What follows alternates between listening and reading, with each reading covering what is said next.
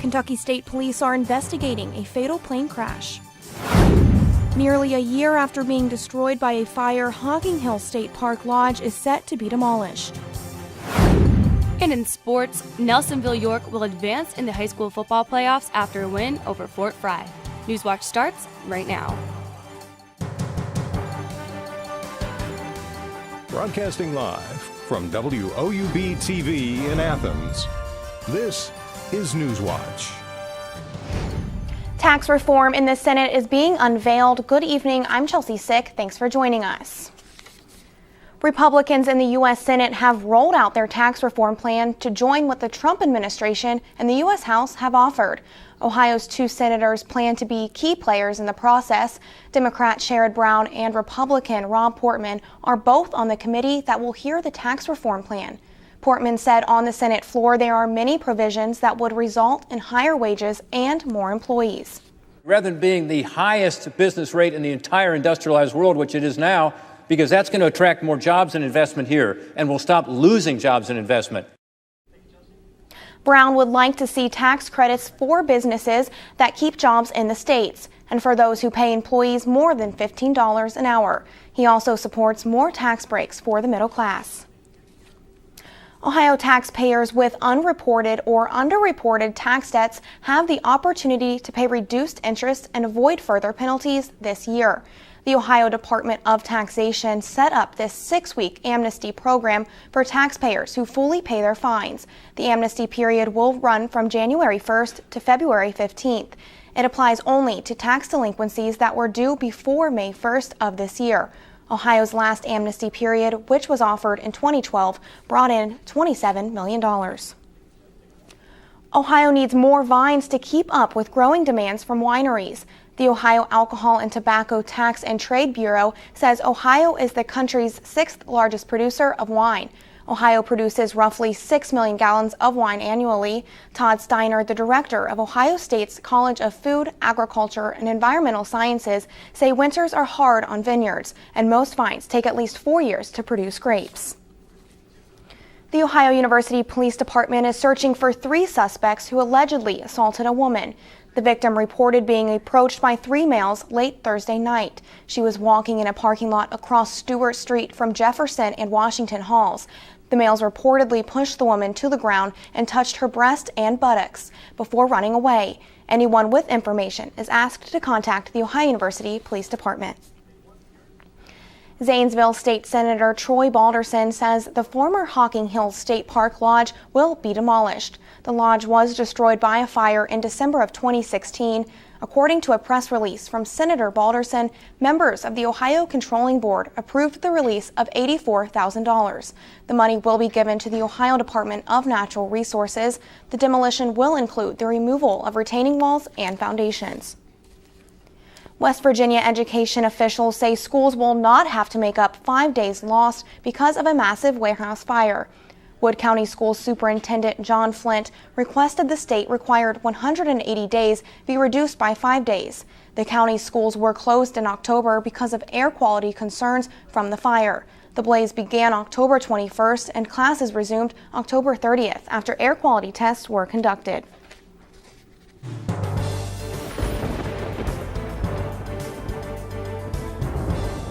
Good evening and welcome to the Newswatch Weather Center. I'm Josh Gregory with a look at your local forecast, and today a little warmer than the weekend's 43 degrees is where we're sitting right now. Not a whole lot of wind speeds going on, so it doesn't feel a whole lot cooler than 43. And with that humidity 81% because of that rain we had early in the morning, it's definitely going to feel a little bit muggy out. And that's something that we're seeing all across the region. 41 in Columbus, 42 in Newark, and the warmest it is at right now is 44 down in Ironton and Ripley. And then as we look into our temperatures overnight, 37 at 8 p.m., then 12, we're going to drop to 35, 4 a.m., 32. But as I said, mostly cloudy throughout the night in Chelsea. That's just something that we're going to see throughout each and every day through most of the week. All right, thanks, Josh.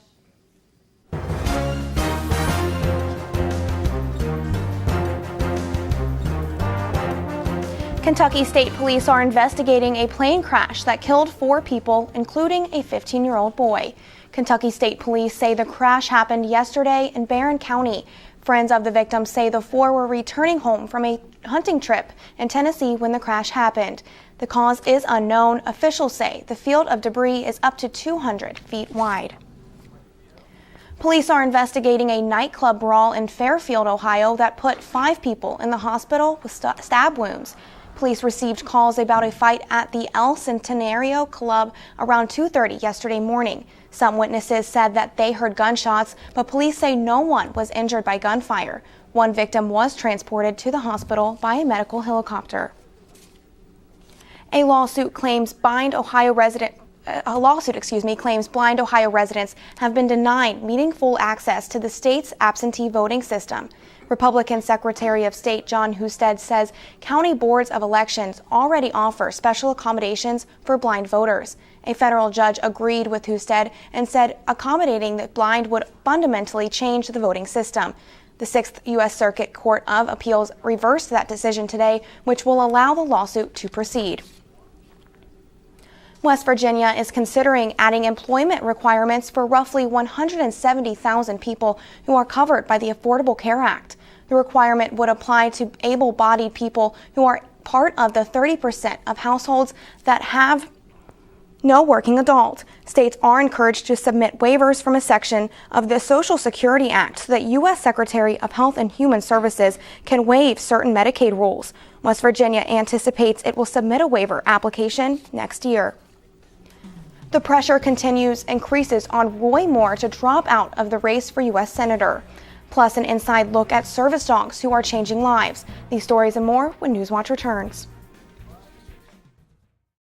Students really have a huge sense of pride in our campus, in our school, and in our education. People don't come to Ohio just to go to college. They come here to become a Bobcat. It's a really unique atmosphere. Bobcat pride is having that natural camaraderie. Bobcats are just happy to be Bobcats. My favorite time of year at Ohio has to be homecoming. When the alumni come back, you can see that the love of this university doesn't fade. Once you're a Bobcat, you're always a Bobcat. Hey everybody, I'm Gridiron Glory host Joseph Payton. Every Friday night live at 11:30, we will have a jam-packed show for you with everything that went down on the local gridiron that night. From every touchdown pass to every crushing hit, Gridiron Glory is your #1 source for all things Southeast Ohio football. So please be sure to tune into our show and also follow us on Twitter and Snapchat at Gridiron Glory, and of course like us on Facebook. I promise you won't want to miss out, because remember, there's nothing better than Friday nights and Gridiron Glory. I knew that I wanted to come to Ohio University from the very first time I visited here. There's something about the campus that grabs you. It was really comforting. Very welcoming. It's one thing to write down your name and your GPA and that kind of stuff and send it in. It's another thing entirely to be here and see how great it is. The campus here is just electric. Absolutely gorgeous. Everything just looked really college-like. I looked at my mom and I said, "This is it." And she said, "The tour's just started." I said, "No, you don't understand. This is it." My professors really care. They care about my grades, they care about my opportunities, they care about my experiences, they want me to succeed. They give those opportunities to the students. My professors have been extremely approachable. Literally, their door is always open. You can go to them with pretty much anything. Everyone knows your first and your last name and where you sit in the classroom. I really never feel like I'm being talked down to or just being taught material. I always feel like I'm having a conversation. And they want to share those opportunities and those experiences with us.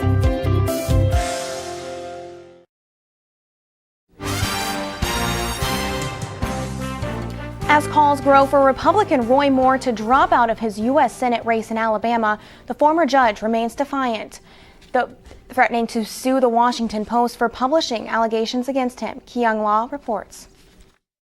These attacks involve a minor child, completely false and untrue, and for which they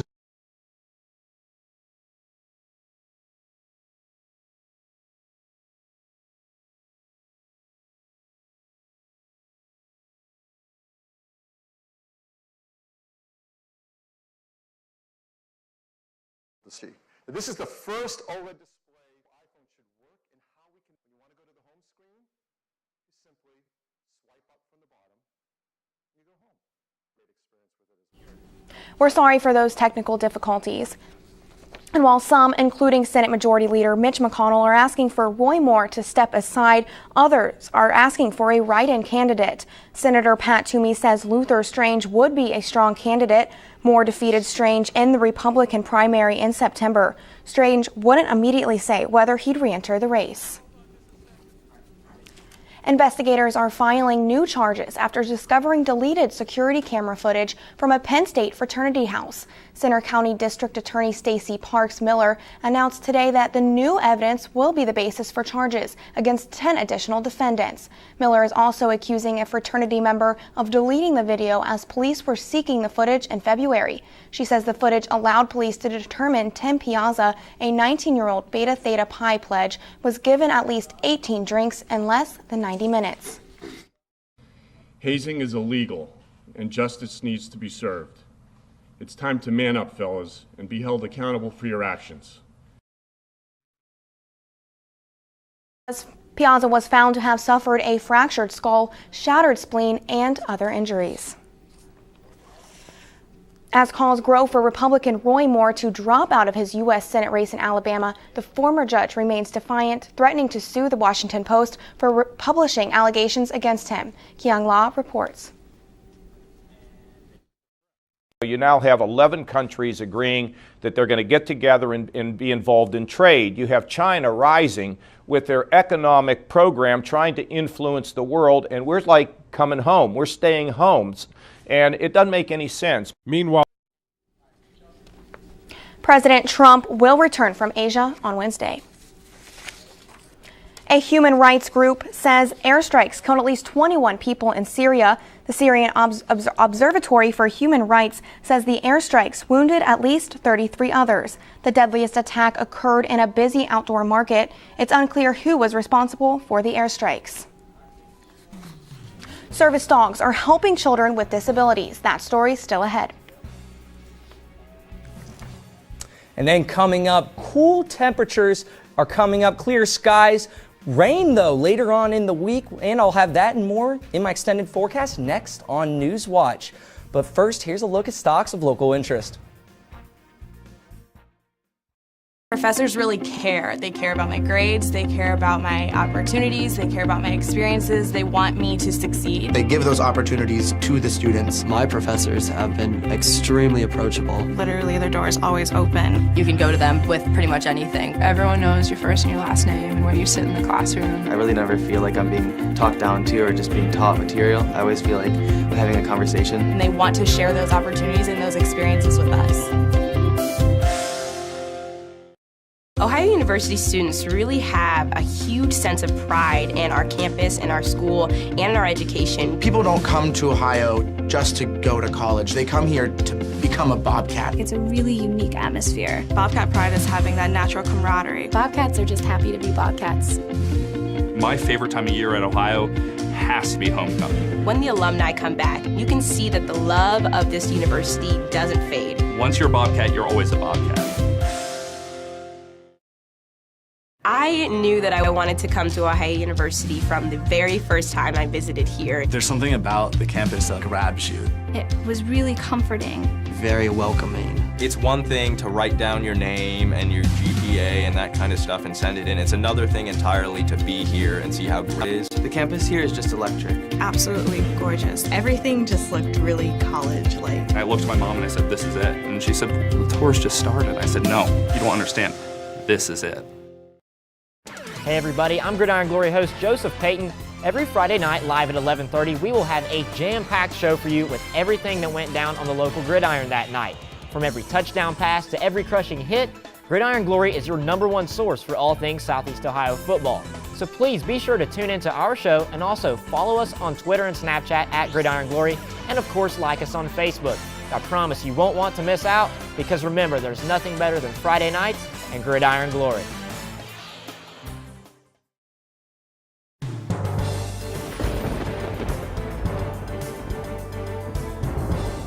Welcome back to the Newswatch Weather Center. Josh Gregory here. Cool and calm right now, 43 degrees. Not a whole lot of wind speed action going on there. And then 81% is your humidity, so it feels a little muggy out. And as we look around the region, 43 in Athens, 42 in Marietta, 41 in Columbus, the coolest it's going to get, and 44 down in Ironton, the warmest. So our almanac today, 44 is our high. We hit that around 3. That's a little lower than normal. 31, about 3-degree difference, but 77, that was our max in 1989, 15 degrees back in 1911. Imagine that right now. Keep in mind, days are getting shorter as well. So as we look in the region, here's where you see that we don't have a whole lot going on. We've got a low pressure system over here in the Midwest. It's kind of pushing its way toward us, but we don't see anything right now.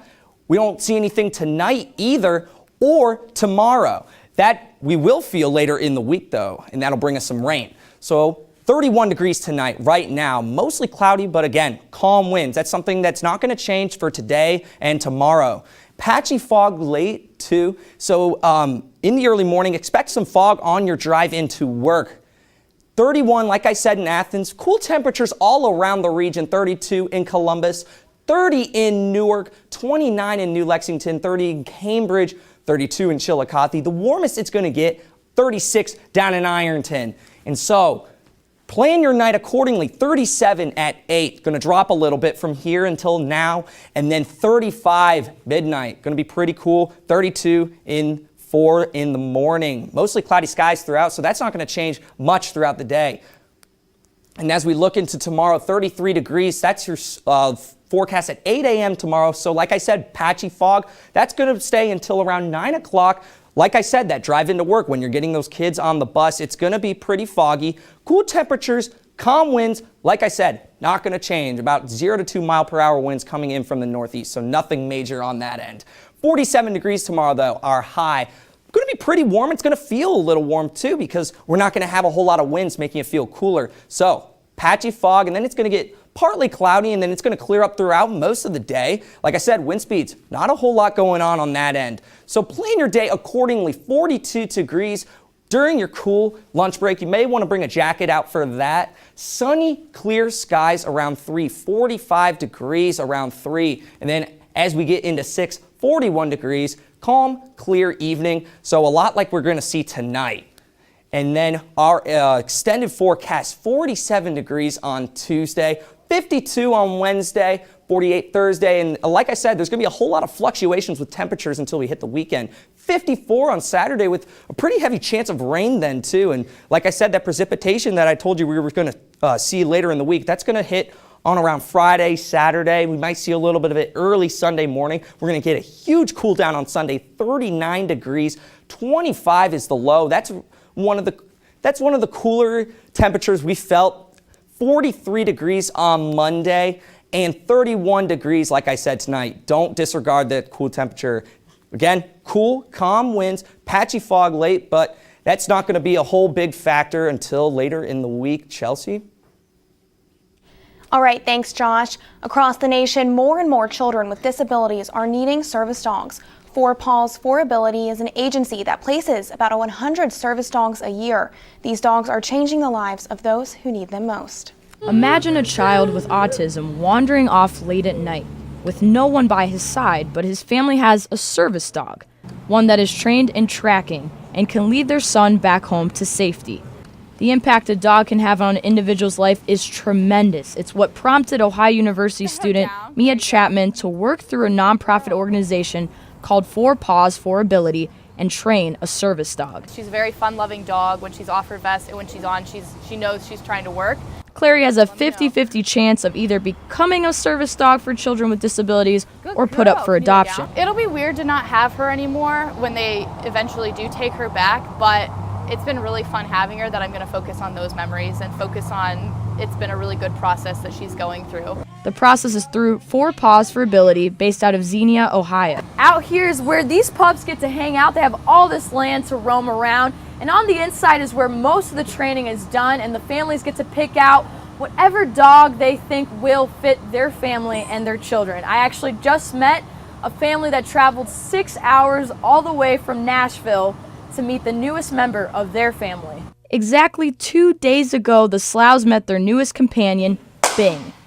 For a week, they will train with him, but they've already been blown away with how amazing he is. I really just picture them bonding and him helping to calm Brandon down and just be an added comfort for him. Brandon is 6 years old, recently started kindergarten. He is autistic and is not functionally verbal, but he's found a best friend who he can exchange a few words with. I couldn't tell what he was wanting. He was getting upset. Did he want in the stroller? Did he want to go in the playroom? And he said Bing. And I was shocked. I couldn't believe it. The bond Brandon and Bing have already shared is something many children with disabilities need. Luckily for Brandon, he has found a friend who will look after him through whatever lies ahead. For WOUB's Newswatch, I'm Christina Sicard. The main job of service dog agencies is to expose the dogs to as many different environments and people as they can. Petting the service dogs or making noises at them can create issues, so remember to always ask to pet someone's dog. Public school enrollment is down in West Virginia for the 5th year in a row. Enrollment fell by almost 2,500 students this school year. Now there is under 300,000 students enrolled, which is down 4.1% from 5 years ago. State funding is generally set according to the number of enrolled kids in the public school system. Aid automatically drops when county public school systems lose enrollment. Let's take a look at sports with Kellyanne. Good evening, I'm Kellyanne Stitz with all the sports action from this past weekend. First up, Ohio basketball opened their regular season. Find out how the men's basketball team matched with Alabama A&M. Nelsonville York remains in the running for the state championship title. Find out how the Buckeyes got the job done in the second round of high school football playoffs and much more, all up next on Newswatch. Stay tuned to WOUB. Here's a look at what's coming up tonight on your public television station.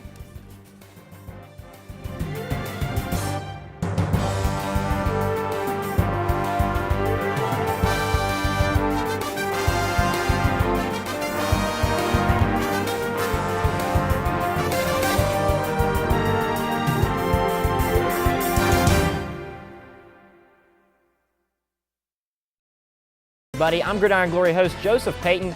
Every Friday night, live at 11:30, we will have a jam-packed show for you with everything that went down on the local gridiron that night.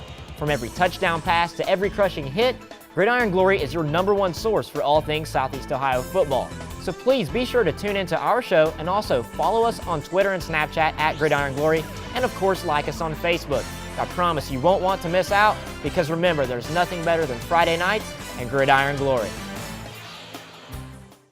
Ohio University students really have a huge sense of pride in our campus, in our school, and in our education. People don't come to Ohio just to go to college. They come here to become a Bobcat. It's a really unique atmosphere. Bobcat pride is having that natural camaraderie. Bobcats are just happy to be Bobcats.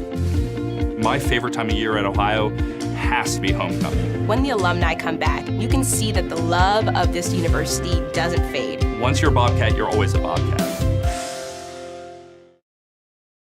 My professors really care. They care about my grades, they care about my opportunities, they care about my experiences, they want me to succeed. They give those opportunities to the students. My professors have been extremely approachable. Literally, their door is always open. You can go to them with pretty much anything. Everyone knows your first and your last name and where you sit in the classroom. I really never feel like I'm being talked down to or just being taught material. I always feel like I'm having a conversation. And they want to share those opportunities and those experiences with us. I knew that I wanted to come to Ohio University from the very first time I visited here. There's something about the campus that grabs you. It was really comforting. Very welcoming. It's one thing to write down your name and your GPA and that kind of stuff and send it in. It's another thing entirely to be here and see how great it is. The campus here is just electric. Absolutely gorgeous. Everything just looked really college-like. I looked at my mom and I said, "This is it." And she said, "The tour's just started." I said, "No, you don't understand. This is it."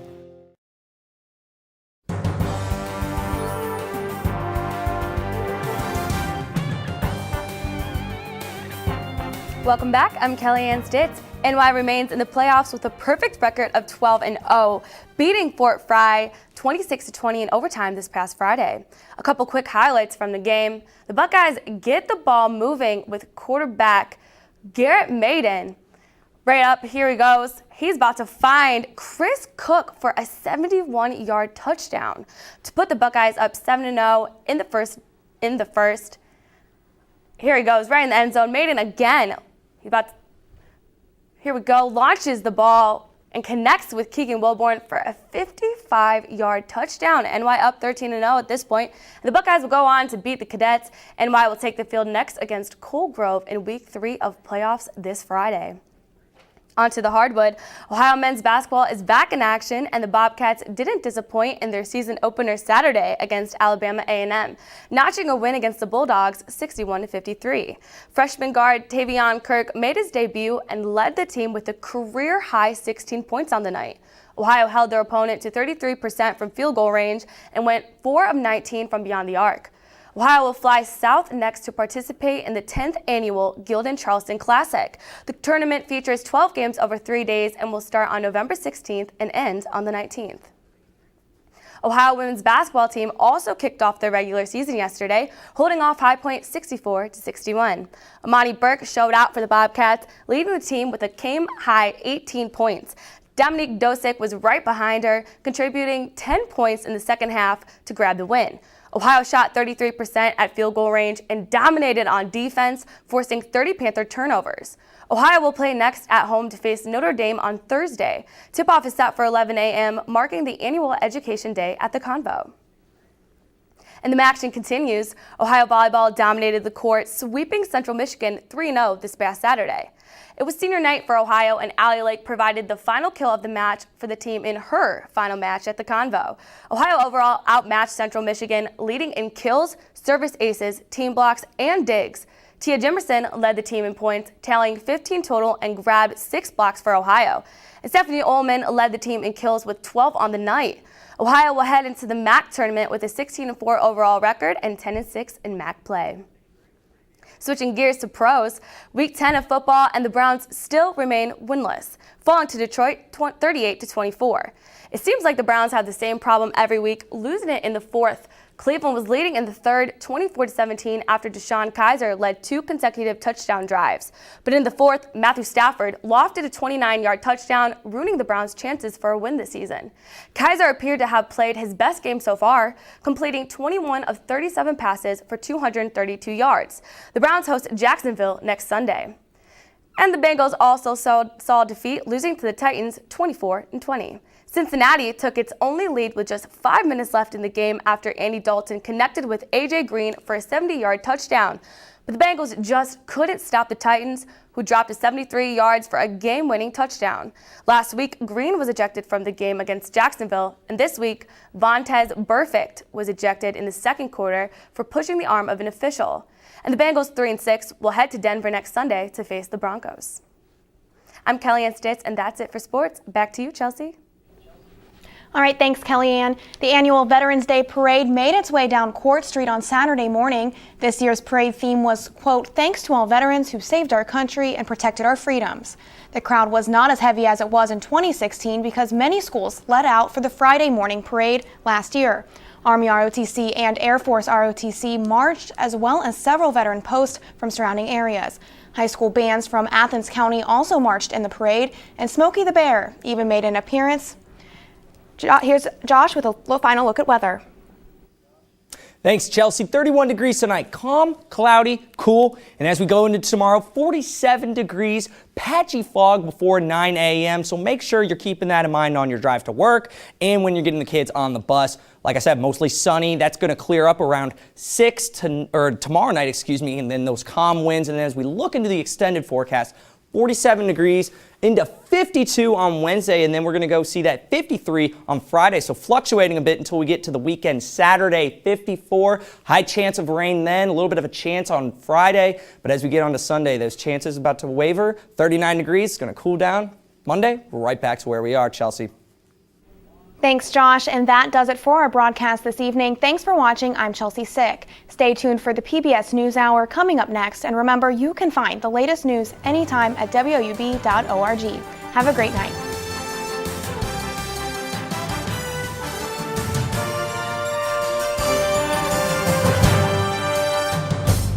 Buddy, I'm Gridiron Glory host Joseph Payton. Every Friday night, live at 11:30, we will have a jam-packed show for you with everything that went down on the local gridiron that night.